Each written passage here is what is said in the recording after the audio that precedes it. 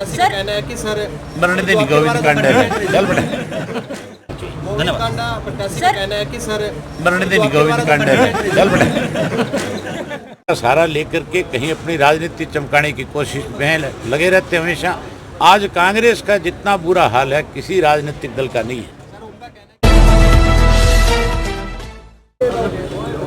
30 तारीख को चुनाव हो रहा है जी, और इस चुनाव के अंदर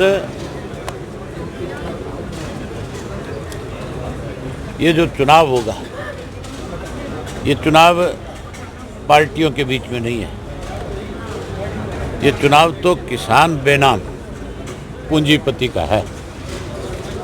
मैंने जो रिजाइन किया था वो किसान का आंदोलन कैसे मजबूत हो,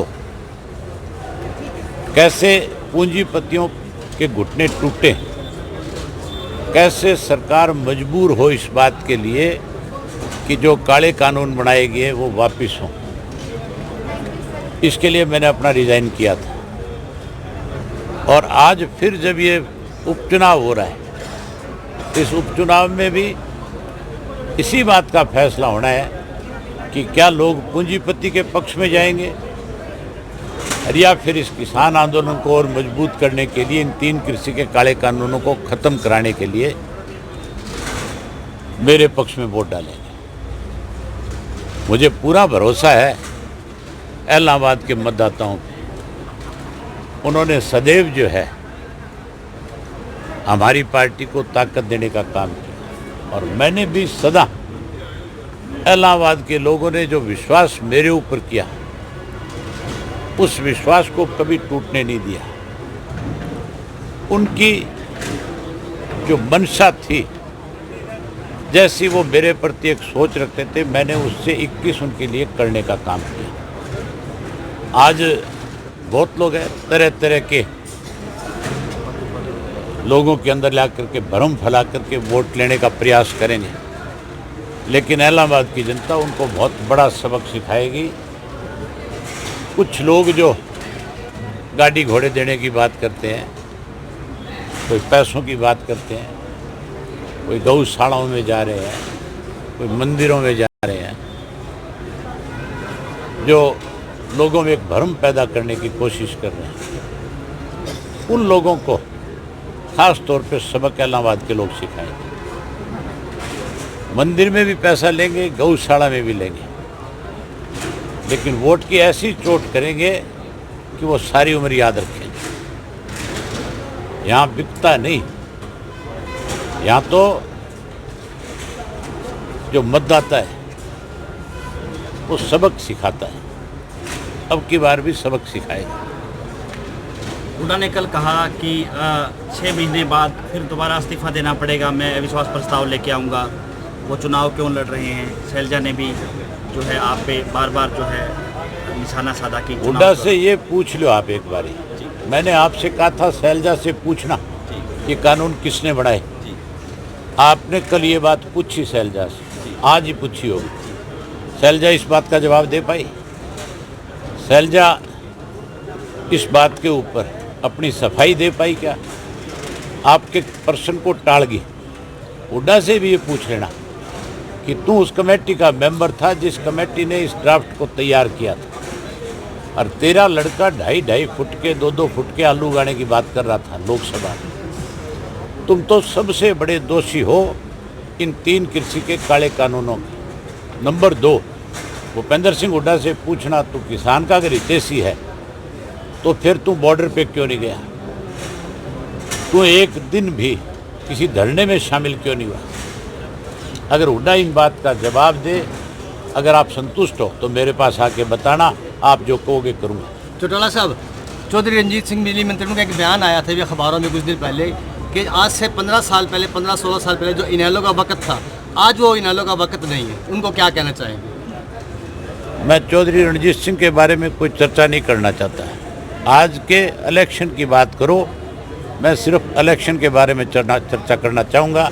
आप ये जो है ना, आप इस तरह के बिना मतलब के जो सवाल हैं वो करके इन बातों को। कल गोपाल कांडा ने कहा कि सरकार ने सेम की समस्या का समाधान कर दिया है, करोड़ों रुपए मंजूर कर दिए हैं। ये हर बार जब चुनाव आता है तो इस तरह की बातचीत जो है जब चुनाव होंगे तो सेम का समाधान नहीं। फिर तो अगर ये होगा ना हमारे बच्चे कुंवारे हैं तो कहेंगे हमने इनकी शादी का भी बंदोबस्त कर दिया।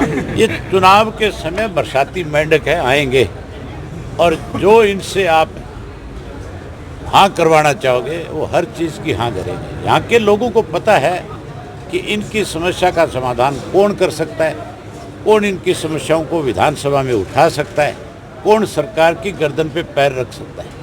उपचुनाव आप ये मान के चलो, मैं विधानसभा के 2 सत्र में नहीं था और उन 2 सत्र में लोग बहुत मायूस थे।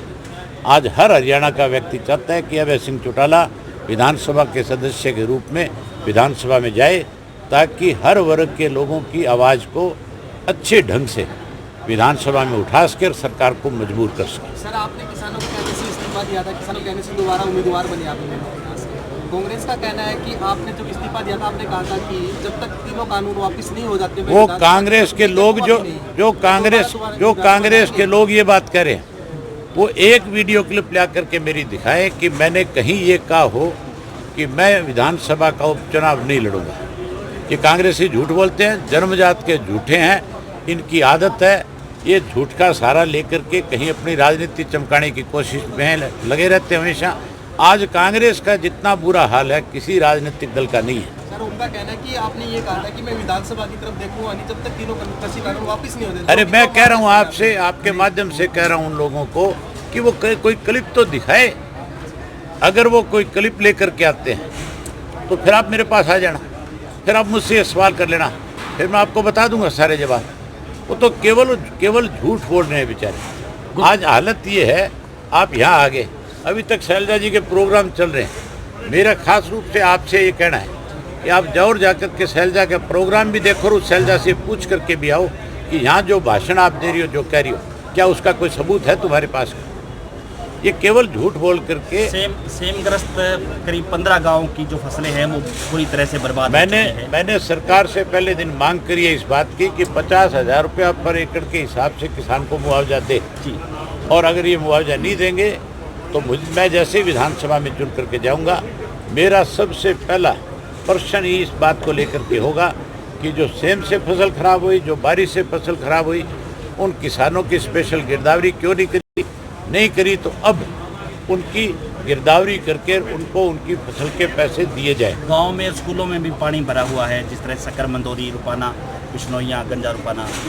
मैं कह रहा हूँ आपको कि गांव में भी लोगों का घरों का नुकसान हुआ है, उसका भी मुआवजा मिलना चाहिए और उसके साथ साथ 50,000 रुपया पर एकड़ के हिसाब से फसल का मुआवजा भी देना चाहिए।